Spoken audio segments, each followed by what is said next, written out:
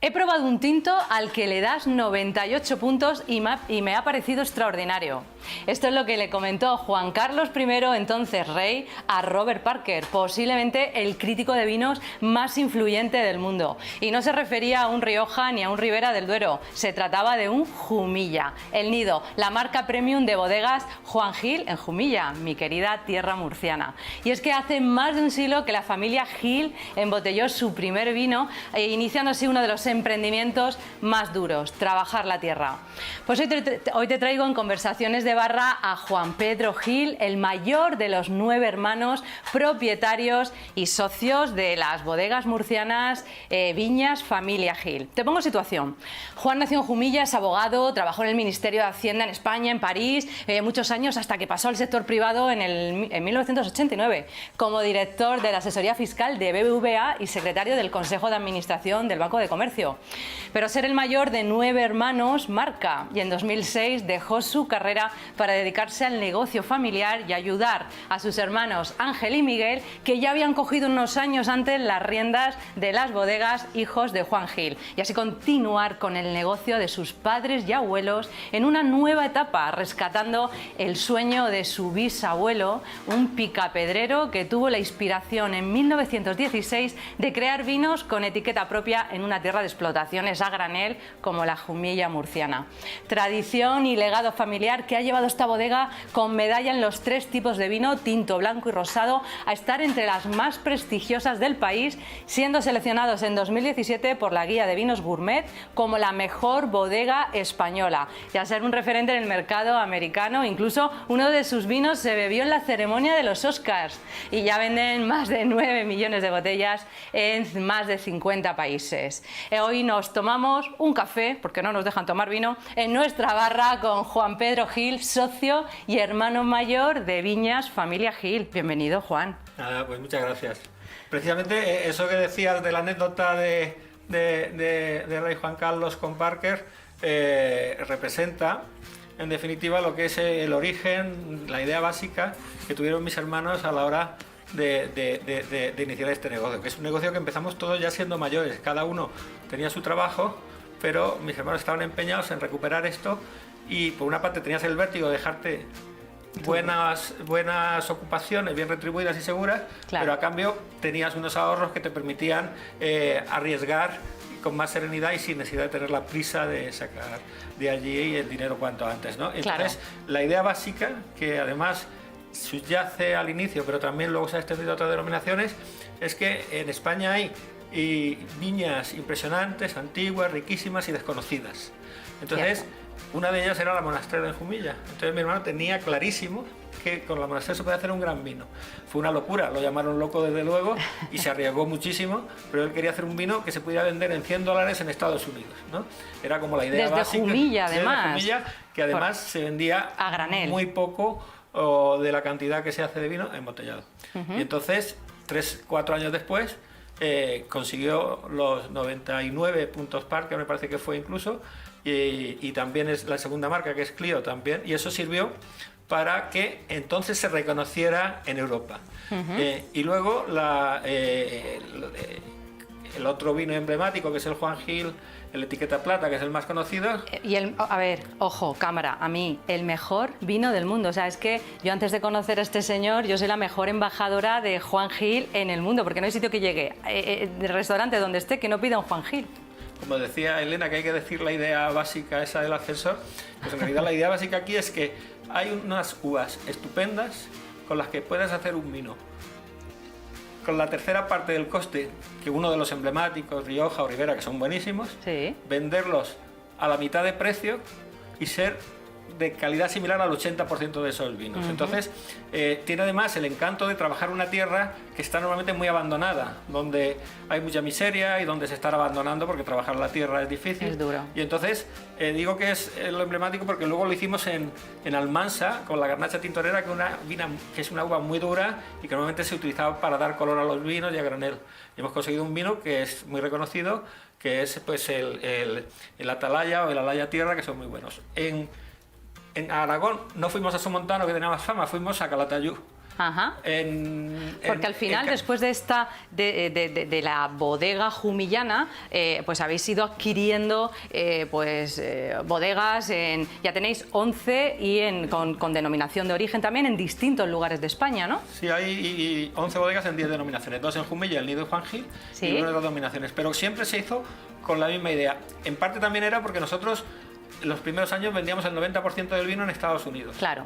Y a partir de ahí desarrollamos una estructura comercial relativamente fuerte para lo que es una empresa que está empezando. Sí. Y cuando tenías clientes te pedían vino y te decían, oye, ¿y por qué no me haces un rueda? ¿O por qué no me traes...?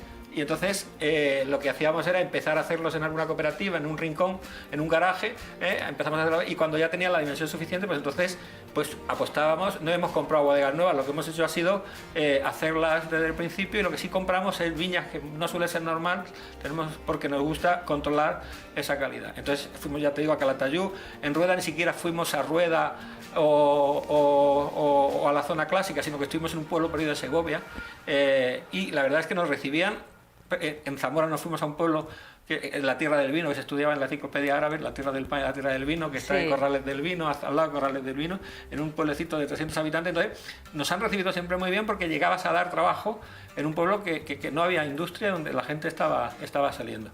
Luego nos hemos atrevido ya a dar un paso adelante en homenaje a mi madre, porque mi madre se quedó viuda. Tu madre está muy presente en todo este legado y en toda esta historia, y además iba a contarla yo al principio, pero prefería que la contaras tú.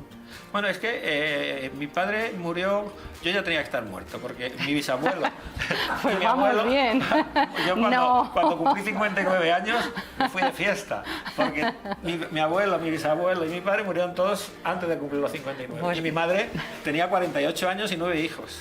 Tenía algunos ahorros, pero en un negocio los ahorros son... también hay deudas. Y tenías que organizar aquello, ¿no? Y la verdad es que fue valiente y lo hizo siempre con mucha alegría, siempre viendo la parte positiva de las cosas y empujando siempre a que estuviéramos unidos y que apoyáramos. Entonces, la reconquista de la bodega, por así decirlo, entre los hermanos, que incluso a esa edad, y habéis hablado ahora con la startup, de buscar afines para tener negocio, yo le decía a mi hermano Miguel, que era el que la estaba empezando, piénsate lo que quieres. La familia es dura, porque a veces pues hay sus discrepancias, se mezclan unas cosas con otras.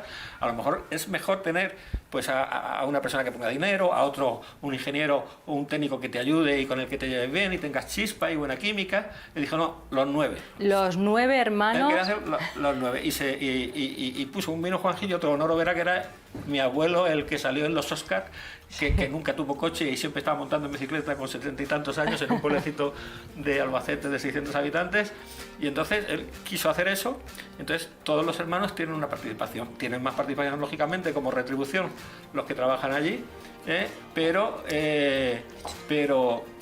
en definitiva de lo que se trataba era de iniciar ese proyecto. Entonces mi madre era feliz. O sea, mi madre murió con 85 años hace 5 años, pero era feliz porque decía que ella, el que ver un vino con el nombre de su padre, imagínate, y que los hermanos estuvieran unidos. Entonces decía esto porque ahí nos hemos atrevido a ir a Rioja, que es mucho más difícil, porque claro, nosotros tenemos clientes que nos compran vino, pero Rioja ya tienen, con lo cual es mucho más difícil. Pero hemos querido hacer una bodega que se llama Rosario Vera, que nos ha pillado la pandemia, tenemos ya unas instalaciones. Que esa es tu madre, Rosario Vega es tu madre. Queremos hacer un vino en homenaje a ella que sea riquísimo. Ya está saliendo riquísimo. Y va a ser de Rioja. Está en la Rioja Alavesa. Hemos comprado unos terrenos que unos arquitectos murcianos, ahí la estamos viendo, Clavel, han hecho un desarrollo. Rosario Vega ahí. Rosario Vera. Perdón. Estamos haciendo un proyecto precioso que han hecho unos arquitectos. Hemos hecho un concurso y lo han ganado unos arquitectos de Murcia, que son los Clavel, que son muy conocidos. Sí. Y no lo podemos desarrollar porque hasta que no se venda una cantidad de vino suficiente para financiarlo, pues no podemos hacerlo. Y tenemos una bodega más pequeña al lado, pero hemos iniciado con mucho eso. Y ahí es donde nos hemos atrevido a hacer vino en un sitio donde la uva ya es cara desde el principio, y donde la hectárea es muy cara, pero creemos que merecía la pena que nos atreviéramos a eso una vez superada la primera etapa. Luego Dios dirá. Y Rosario además se lo merece y está ahí. Ese es el homenaje a tu madre, pero también el homenaje a vuestro abuelo, pues fue las botellas de Honoro Vera, donde 1.400 celebrities invitadas a la cena de gala de la ceremonia de los Oscars de Hollywood paladearon encantadas, ¿no? Eso fue en homenaje a vuestro abuelo. Era un diseño muy bonito, que es una garnacha de Zaragoza, de Ateca, de la zona de Calatayud, y era el horno Vera nos enteramos, nosotros no hicimos nada, porque eso, nos enteramos simplemente porque nos hicieron un pedido enorme y entonces nos dijo el representante nuestro en California, dice, esto yo creo que es para los Oscars, ¿no? Y de hecho luego fue para los Oscars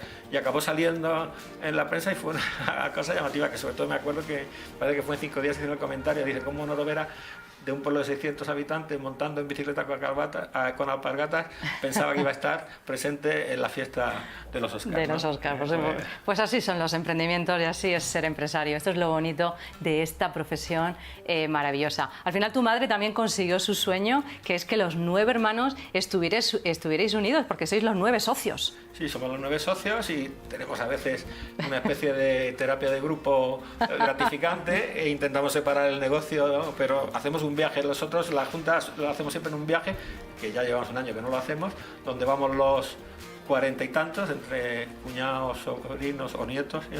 Y hacíamos un viaje con mi madre que era delicioso y donde se discute y se habla un poco y se les explica cómo están las cosas. Entonces volvemos a hacerlo. Ya hay lo difícil ahora, aparte de que esto de los negocios, yo me acuerdo que lo dirá mucha gente, yo se lo vi a Gori González cuando estaba en el BBVA, que decía que esto de los negocios es como esto de los platos chinos que salen en el circo, ¿no? Que siempre tienes un problema y estás dándole y de pronto hay otro y tienes que correr corriendo al otro, ¿no? Entonces ahora mismo hay muchos retos. Nosotros ahora el reto que tenemos, aparte de ir consolidando, superar la pandemia y otros muchos, es el reto de profesionalizarlo al máximo para que pueda funcionar sola sin el carisma del fundador, ¿no? Claro. Y entonces ya hay 3 nietos que están trabajando, algunos más, no, tampoco hace falta muchos más, pero porque hay algunos que tienen 16 años o 18, entonces tienen que hacer su recorrido y trabajar en lo que les guste, ¿no? Que descubran, como ha dicho Elena, lo que les guste y que entonces busquen y luchen por eso. Yo tengo una hija que hizo ADE y me dijo de pronto, papá, tengo que hablar contigo, y dije, estará embarazada. Y dice, no, es que no me gusta la carrera, yo lo que quiero es ser diseñadora gráfica. Y yo pensé que casi hubiera preferido que estuviera embarazada porque solo sé gestionar, ¿no? Entonces, bueno, pues que busquen su... Entonces, de los 26 habrá algunos y estamos probando. Hay que hacerlo con mucho rigor, pero el futuro de las empresas familiares es mantener mucha autofinanciación, ser austero, no repartir dividendos, sino reinvertirlos en más que en pequeña escala. Porque si no reparte dinero hay que repartirlo, porque si no parece que solo es el dinero para los que trabajan. Cierto. Pero hay que buscar siempre un equilibrio y luego conseguir que la empresa se estructure con profesionales de la casa, que pueda funcionar sola, como decía, sin el carisma del fundador, pero que estén suficientemente preparados y baqueteados fuera para poder luego defender aquello e intentar que siga. Pero si no sigue, que nos quiten lo bailado, como decía Alfonso. Como decía Alfonso. Bueno, pues aquí el señor Juan Gil nos acaba de dar una clase magistral de lo que es estar en los negocios y saber de negocios. Es que muchísimas gracias. Es que no, solo con eso... hay otra clase que era la de los equipos. Eso es lo más difícil. He sido un buen profesional, pero acompañado por otros. Si yo llevara la bodega, nos habríamos arruinado. Tienen que llevarla los que saben de eso. Lo que pasa es que sí que hay otras cosas en las que puedes ayudar, les puedes dar una experiencia distinta, una perspectiva desde fuera, ayudar en contactos, en temas que eran más expertos, en descargarlos muchas veces de cosas que entretienen mucho y entonces los despistan de lo esencial del día a día. Entonces hay trabajo para todos porque hay mucho trabajo que hacer. En 2017, además, pues la guía de vinos gourmet os seleccionan como la mejor bodega española. Bueno, pues menudo logro y menudo mérito, además, en muy poco tiempo, en apenas 14 años, ¿no? Sí, desde que empezáis. Es inesperado, esto es como lo de Sincamil, que decía el otro, en el sentido de que nosotros jamás pensábamos que íbamos a llegar hasta donde estamos. Pero bueno, pues a seguir disfrutando, y lo que pasa es que cuando más grande es, más complejo es, más dificultades tiene.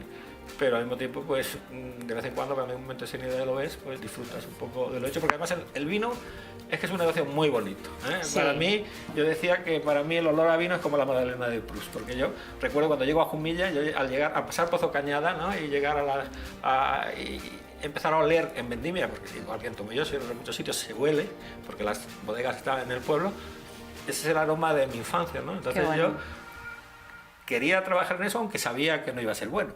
Pero es un negocio variado porque estás en contacto con la naturaleza, trabajar la tierra, comprar la uva, luego elaborar. Mi padre, me acuerdo que lo iba haciendo así, luego salía a vender el vino.